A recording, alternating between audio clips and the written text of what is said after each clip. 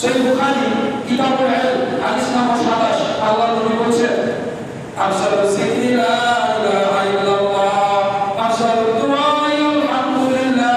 পৃথিবীর মধ্যে সবচেয়ে দামি জিকির, সবচেয়ে পবিত্র ক্ষমতাধারী জিকিরের নাম হলো লা ইলাহা ইল্লাল্লাহ। পৃথিবীর মধ্যে সবচেয়ে দামি দোয়া, সবচেয়ে পবিত্র ক্ষমতাধারী দোয়ার নাম হলো আলহামদুলিল্লাহ। তার জিকিরের মধ্যে শ্রেষ্ঠ জিকির হলো লা ইলাহা ইল্লাল্লাহ, আর দোয়ার মধ্যে শ্রেষ্ঠ দোয়ার নাম হলো আলহামদুলিল্লাহ।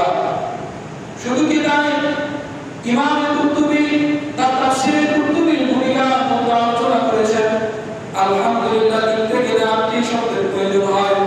আল্লাহর কোন বান্দা, আল্লাহর কোন নিত্যম যদি তিনি একটা বার আলহামদুলিল্লাহ পাঠ করে, ওই ব্যক্তির জন্য জাহান্নামের 7টি স্তর বন্ধ করে দিয়ে জান্নাতের 8টি স্তর করে দেওয়া হয়। সুবহানাল্লাহ। কোন ব্যক্তি যদি, ইমাম কুরতুবী বলেছেন যে কোন ব্যক্তি যদি দিনে একটা বার আলহামদুলিল্লাহ পাঠ করে, ওই আলহামদুলিল্লাহ বলার কারণে ওই ব্যক্তি জাহান্নামের স্তরগুলোকে বন্ধ করে দিয়ে আল্লাহ সুবহানাহু ওয়া তাআলা জান্নাতের স্তর তার জন্য খুলে রাখেন।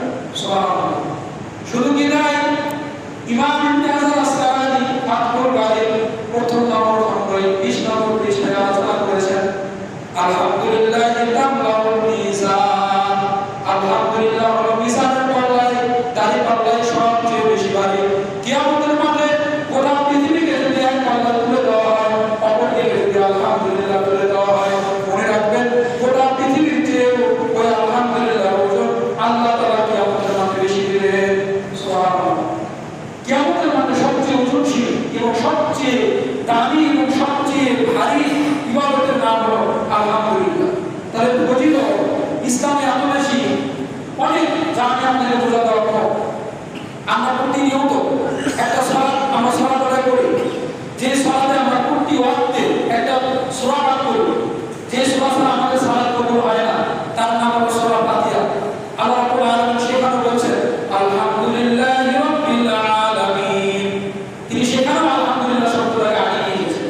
এর ফজিলত, তাৎপর্য ইসলামে এত বেশি যে আল্লাহ রাব্বুল আলামিন সূরা ফাতিহার শুরুতে তিনি নিয়ে এসেছেন যেই সূরা ছাড়া মানুষের সালাত কবুল হয় না, এবং ওই সূরার শুরুতেই আলহামদুলিল্লাহ শব্দটাকে আল্লাহ রাব্বুল আলামিন আগে নিয়ে এসেছেন। এখন আমাদের কোনো বিপদ আসলো, কোনো বাধা মুসিবত আসলো, কোনো বিপদের সম্মুখীন হলাম, আমরা কি আল্লাহর প্রশংসা পাঠ করতে পারবো? এই বিষয়ে আল্লাহ নবী সাল্লাল্লাহু